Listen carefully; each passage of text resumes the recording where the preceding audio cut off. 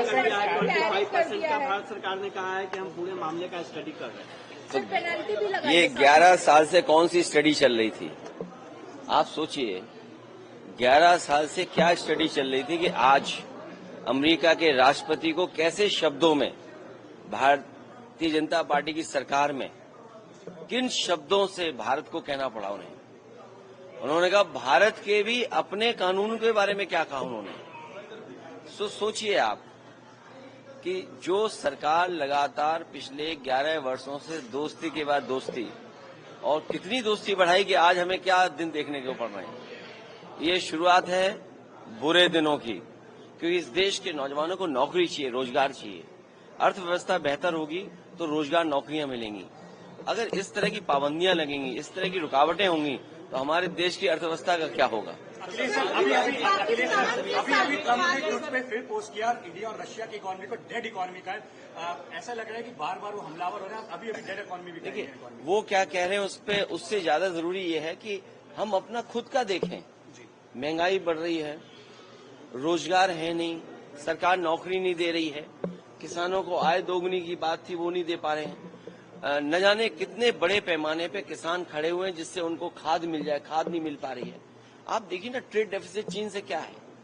आप दूसरे देशों के मुल्कों का हिसाब किताब लगाइए, आपके अपने लोगों की क्वालिटी ऑफ लाइफ बेहतर नहीं है। हर साल लाखों लाखों लोग भारत छोड़ के जा रहे हैं। तो अगर अमेरिका ये बात कह रहा है तो अमेरिका किसी आधार पे तो कह रहा होगा, और सरकार को तो कुछ कहना चाहिए, क्योंकि 11 साल से कौन सी मित्रता बढ़ा रहे थे कि 11 साल के बाद ये दिन, बुरे दिन और ये सुनने को मिल रहा है हमें। सिर्फ पाकिस्तान के साथ, सर भी पाकिस्तान के साथ भी ट्रेड अनाउंस किया है। इसी तरह से हम अमेरिका के साथ करेंगे। तो फ्री डील करोगे तो नॉन वेज मिल्क आ जाएगा। जो हमारे तमाम साथी जो व्रत रखते हैं और ये सोचते हैं कि व्रत में हम दूध की मिठाई खा लेंगे, और जिस समय अमेरिका के दूध की मिठाई खाओगे आप तो आप नॉन वेजिटेरियन व्रत रखोगे।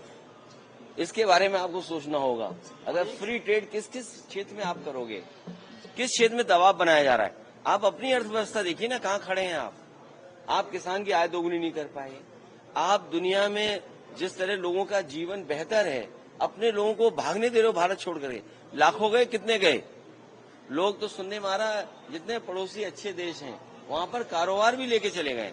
तो सोचिए, अमीर देश छोड़ देंगे भारत का, भारत से अमीर चले जाएंगे तो हम आप सब गरीब बचेंगे, फिर भारत को बनाएंगे। अखिलेश जी, गृह मंत्री ने कहा है कि कांग्रेस ने पीओके देने का काम किया, बीजेपी पीओके लेने का काम किया। मैं आपसे एक बात कह सकता हूं बहुत साफ, भारतीय जनता पार्टी कभी पीओके की तरफ देख भी नहीं सकती।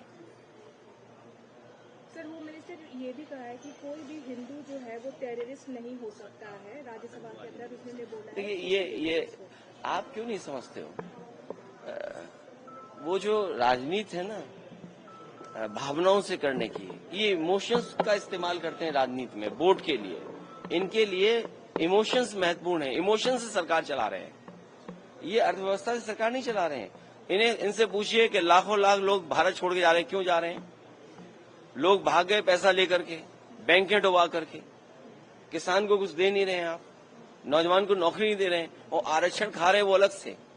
हर चीज आउटसोर्स है, हर विभाग में हर चीज आउटसोर्स है। तो क्या अर्थव्यवस्था बना दी आपने? इसीलिए अमेरिका आपको बुरे दिन की तरफ ले जा रहे हैं। हमें उम्मीद है कि भारत सरकार 11 साल बाद अच्छे दिनों की तरफ जरूर लौटाए हमें। ट्रम्प सरकार ने कहा है हम पाकिस्तान के साथ ऑयल फील्ड हम डेवलप करेंगे। पाकिस्तान में टेरर स्पॉन्सर्ड स्टेट है वो, और कहा है तो कि 11 साल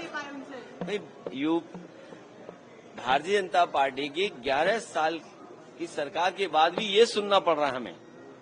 जहां सुनने में आया था कि भारत के हमारे प्रधानमंत्री जी अमेरिका के राष्ट्रपति जी के लिए वोट मांग के आए थे, अभी कुछ लोग पूजा पाठ कर रहे थे उनके जीतने के लिए। तो सोचिए आप इन बातों के बारे में।